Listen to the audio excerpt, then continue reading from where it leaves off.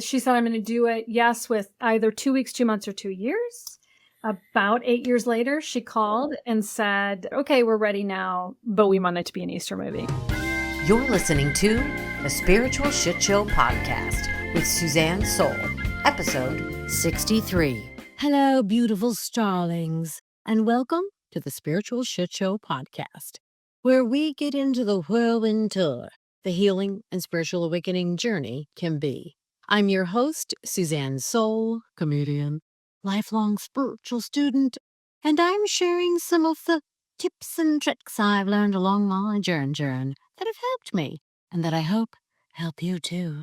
Welcome to part 1 of an engaging 3-part series with writer, producer, actor, and creative truth teller Teresa Thome.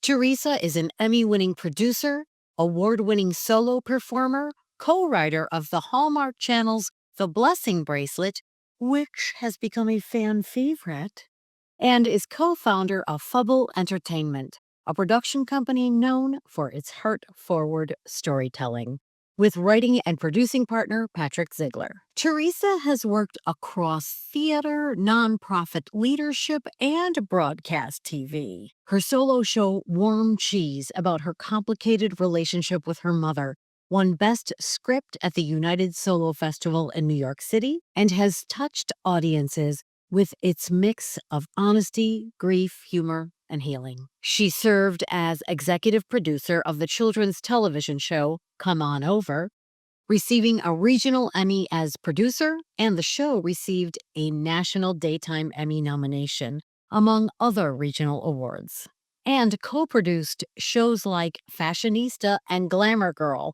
with the late, great Joan Rivers, as well as Michigan Emmy award-winning web series Backstage Drama, in which you can see this lady right here playing community theater stalwart Gloria Tussle. We gotta get out of here! And before all that, she spent over a decade as the executive director of the Grand Rapids Children's Museum. Teresa and her husband Fred Stella, a Hindu outreach minister and interfaith radio host, who I talked with about some of the deeper meanings behind some of these December holidays we had going on in episodes 61 and 62, practice self-realization and Hinduism and have woven spiritual discipline into every part of their lives, including their art. In part 1 of my conversation with Teresa, she shares how she and writing-producing partner Patrick Ziegler brought the Blessing Bracelet to Hallmark, how her spiritual grounding has supported her creative journey, and the strange, beautiful, nonlinear path of saying yes to your passions. It's inspiring, it's real, it's full of those honest moments that remind you it's never too late to become who you truly are. All right, let's get into it. Teresa Thome. Yes. Hello, welcome to the Spiritual Shit Show interview shit show. I'm so excited to be here. I'm so happy that you're here. I just recently talked with your partner of Fubble Entertainment and co-writer of the Blessing Bracelet from Hallmark, Patrick Ziegler. Yeah. So I thought I'd jump in first just talking about the Blessing Bracelet and then kind of get into more about your story there. That sounds great. And I love that you also say it slowly because you have no idea how many times I said Blessing Bracelet. I literally said that. You're like, the Blessing Bracelet. Blessing Bracelet. It's a little bit of an after war month. It really is. Blessing Bracelet. Yeah, I mean, Patrick was the one who had met Dawn Sprong and who is kind of loosely based on. Yeah, the bracelet maker. Yes, thank you. Okay, the woman who inspired the idea, the woman who I have to ask this. I'm looking at you or into my camera? I know. I'm looking at you because it helps for the conversation. Yes. Okay. But, and when they're doing remote, you see everyone kind of looking. I know it's weird, but I know. I think it just helps the conversation be more natural if we're looking at each other. Okay, yeah. Great. So I'm looking at you. I can't keep going. I keep going. Yeah. I know. I know that's good. It's good you asked. Yeah. Feel free to keep that in. Yeah. That's funny. because, shit show, right? Yeah, right. Exactly.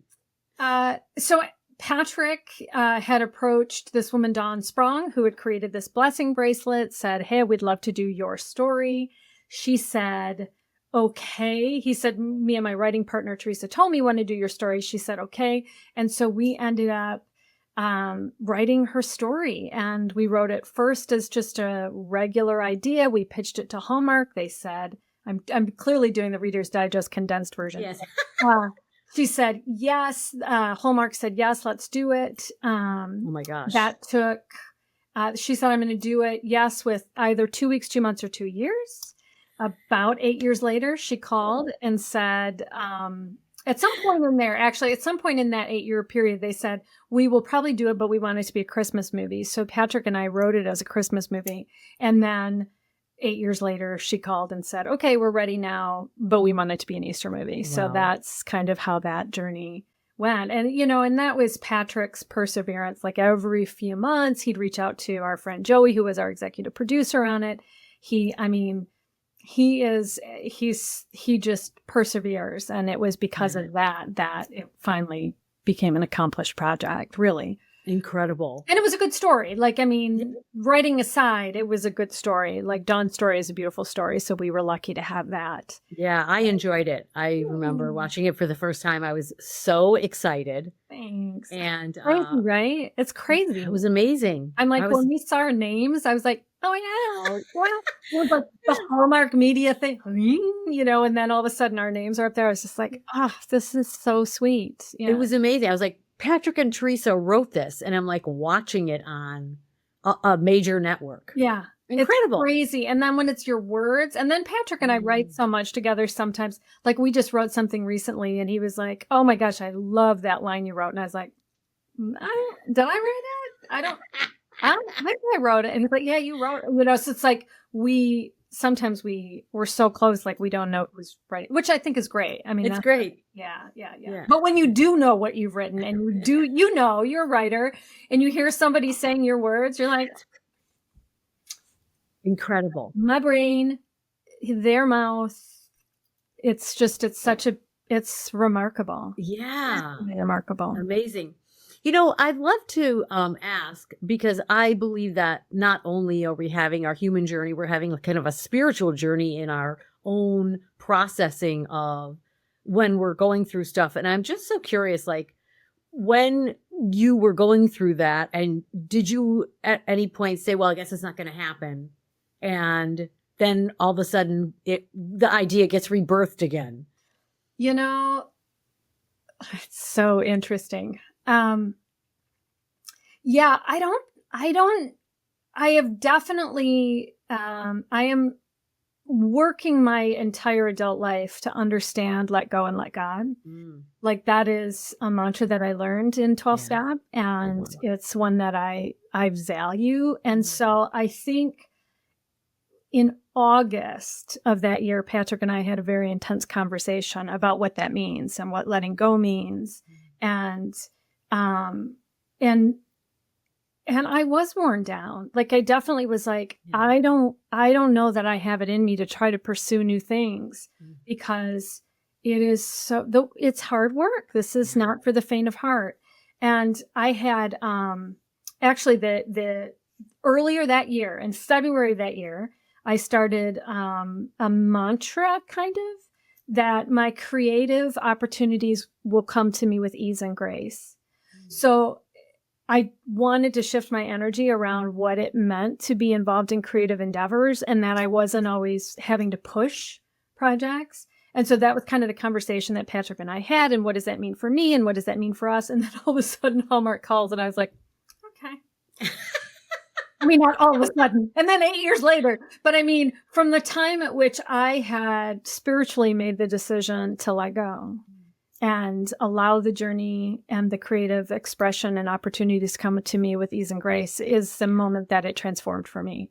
Yeah. Or the 3 months later that it transformed for me. So, yeah. I didn't even think about that. That's so funny. Yeah. Yeah. But that is like, it always seems like that's when something happens. Exactly. I mean, the minute I made the announcement that I was going to give up my LA apartment and move back to Michigan, we get a call from our agent who's like, yeah, I got a meeting with you with this studio. And I'm like, of course you did, because I'm leaving Los Angeles. Of course and everybody's like, you want to book some work, you want to do work in LA, leave town. So yeah, I would love to ask that as well. I know you've been splitting your time prior to this for the last 10 years. Yeah, 10 years. From Michigan and Los Angeles, Michigan, where you're from, Grand Rapids, and Los Angeles. Yeah. And I know you just recently made the decision to be full-time now in Michigan. I'm just so curious, what led you to that? And what's your thoughts about your goals? There's a couple things. In October, my husband and I had taken a trip to Italy for a month, which was amazing for our anniversary, our 30th wedding anniversary, and his 70th birthday. Wow. I know, my old man. And he, who's younger than me, I mean, he's not. But I know. Youthful thinking. Youthful man. Anyway, he had some health issues while he was there. Nothing terrible. He was just kind of legally blind the whole time we were there because of some surgery complications. Oh my goodness. And that just kind of made me go, okay, how much travel time do we have left? He was fine. He came out okay on the other side of it, but that just kind of started to reframe my mind. Like, maybe I need to rethink this and actually live with my husband full time again.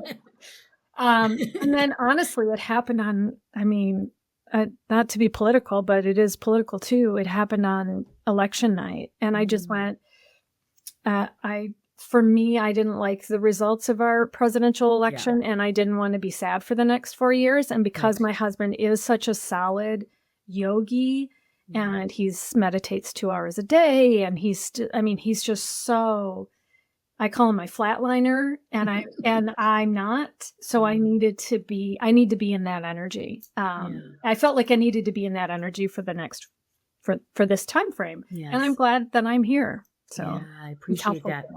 Was it like a cataract surgery? Yeah, it was kind of cataract, but he had a lens that moved south or moved east, and they an actual contact lens or part of his eyeball. Like his lens, his eyeball lens he had to get a new lens put in. That was his 6th eye surgery. Oh, cheese and crackers. Yes, cheese and crackers for sure.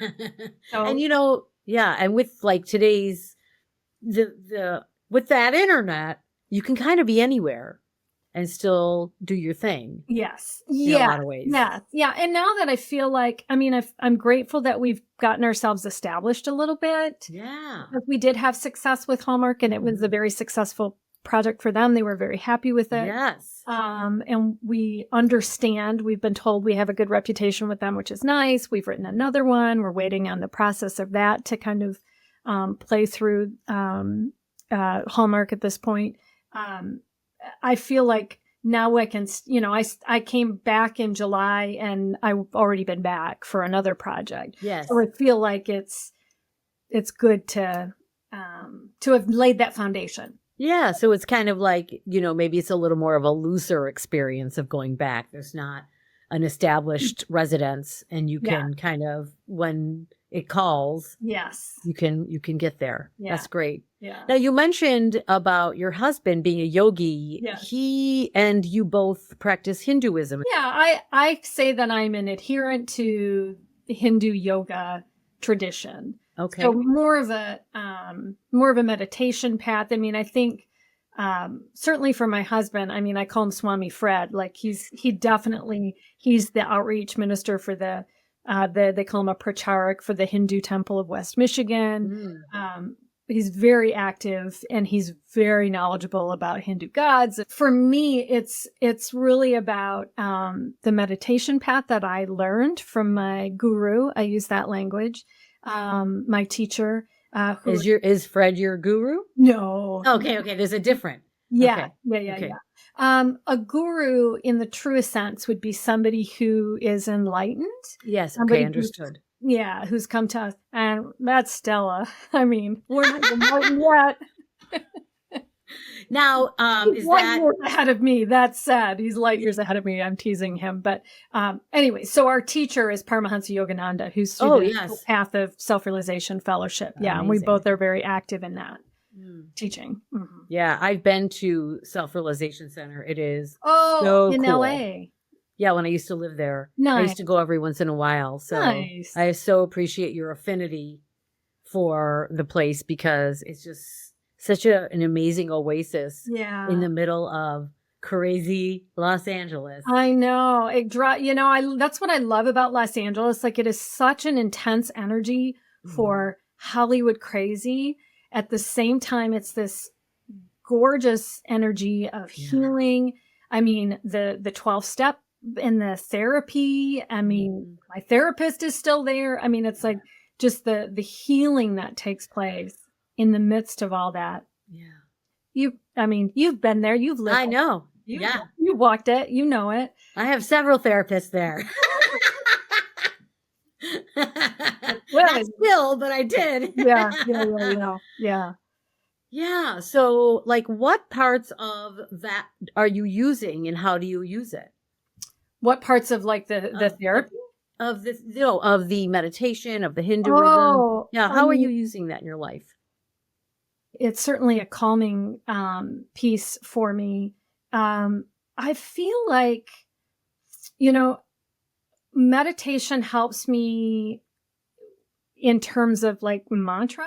Like I use mantra. Like, one of the things that I did when I made the decision I love Los Angeles. Yeah. Me too. It's just my heart. Yeah. And I don't know if you know the reason I went there. My mom went there in 1953. Yes. I retraced her steps. Like, please tell us. Tell the people. Tell the people. Yeah. So basically, my mom went there in 1953. She went there to live and work. She was a nurse. She worked at Good Samaritan Hospital.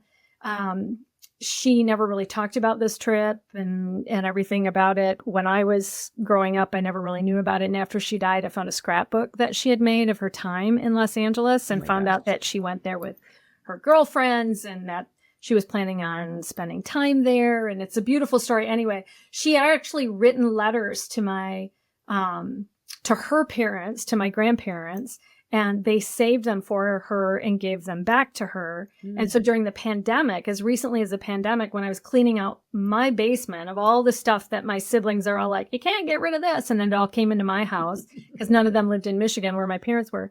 I found these letters. And so I've got letters. You would appreciate this of my mom, like talking about, we went to the Cinerama on Sunset and we saw Danny Thomas and, we saw Peter Lawford, or we were at Pan Pacific Park Auditorium today. So it's like this, anyway, it just bonded me to Los Angeles in such a powerful way. So when I was getting ready to leave Los Angeles, I started this basically every morning. I would repeat it multiple times because my departure date was July 22nd.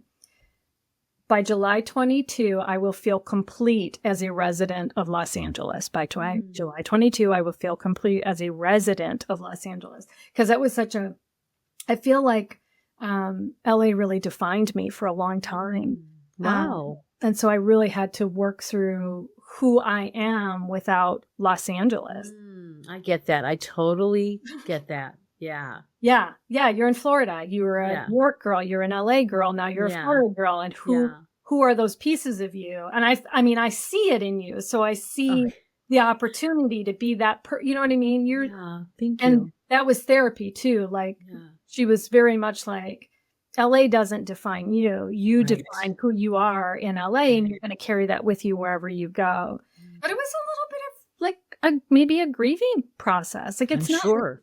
I mean, it was the right decision because we also want to travel. And you know how much money you save when you're not paying rent in Los Angeles? OMG, I can't imagine. OMG, going to Scotland and England in April, going to going to New York next week. Like it's so So anyway, so what I was just say is that basically, like, I feel like how this meditation, Yogananda has written a lot of stuff, and I feel like when I'm walking the walk and when I'm truly in my path, which is doing my meditation regularly, doing the teachings, the methods of meditation that's taught by Paramahansaji, and I'm reading and I'm really walking in it, I'm happier. Oh, that's great. I'm just That's huge. Yeah. Yeah. You were talking about saving money in rent. I was like, just in parking tickets alone, I saved money. I was like paying rent in parking tickets. Oh my God, you should have This is lived the in your street car. cleaning.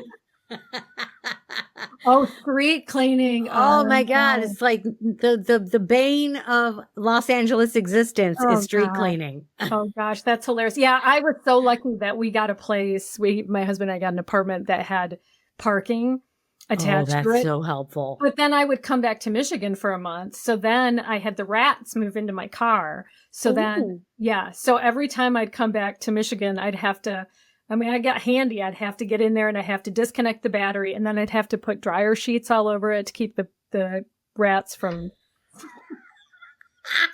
Oh my God, I love it. I would love to know what drew you to start wanting to be a writer, to be writing, because I don't think I know that story about you. You want to know what? I don't know. It's so funny. I used to work. I've always been a creative person. Yeah. I did music when I was a kid. I did theater. I did theater in high school. When I started working professionally, I worked at the community television station. Yeah. They had a newsletter about democracy and blah, blah, blah. Mm-hmm. And one of the people who ran the newsletter were like, "Hey, Teresa, would you like to write something, like write it up 1,000 words or something like that?" And okay. And I wrote something about free speech. And I remember my friend Tom Bland, who was, I don't know if he was managing it or he read it or what. I mean, this was 30 years ago. And he said, "Wow, you're a writer." Oh, like, I am. Well, cool. I love that. Yeah. And then over the years, like I had to write for my job and I was a grant writer. So I always used it to tell stories. And then, this woman, Tanya Eby, like 15 years ago or something like that, was like, "I'm going to do a writer's class if anybody." So she just did a 1-day workshop. And I was like, "I'm going to take that." And then, we ended up starting a writer's group from just the people that took the class. And that's when I started writing my warm cheese. It almost sounds like it was an extension of who you were. You just kind of naturally. Yeah, I had no idea that was what I wanted to do. And it wasn't until I quit. I remember when I quit my job at the Children's Museum, because I ran a nonprofit for 12 years or something like that. And I remember when I quit my job to do this project with Patrick that he and I had been kind of writing. And it was like I don't know, it was like when Instagram first came out or something like that. I don't know, 15 years ago or whatever it was. Or maybe it was after that. But I remember, I think it was Instagram. I don't know how old Instagram is, but I remember when it gives you like the descriptor of Instagram. Yes. And I wrote writer. I was like, backspace. You can't say that, Teresa. Oh my gosh, isn't that so funny? You can't say that. And then I was like, no, I'm going to claim this. I'm going to claim this. And so I wrote writer, actor, producer, director, or whatever. And I'm like, I'm going to claim my multi-hyphenate, and that's who I'm going to be. And from that moment on, and then I was like, I think I was in New York and I saw a bracelet with typewriter keys on it and it said writer. I'm like, I'm getting a writer. I need it. No, I love the fact that, I mean, what you said just now is so powerful. And it's literally as simple as that, but as difficult as that. It is just the fact that you in that moment said, "No, I'm going to write it." And literally just putting that out there kind of altered your paradigm. 100%. I hope you enjoyed part 1 of my series with Teresa Thome. And next time, we go even deeper. That's right. In part 2, we continue with Teresa opening up about her experience creating warm cheese, her award-winning solo show about her complicated relationship with her mom, and what it really takes to claim your own narrative. Part 2 is tender, it's brave, it's incredibly honest, and I will see you there. To learn more about Teresa's work, I will leave her links in the show notes. Anywho, as always, my name is Suzanne Soul. This has been the Spiritual Shit Show podcast. Thank you ever so much for listening, and I will see your gorgeous motherfucking face on the next one. Roll it, you fabulous stunner, you.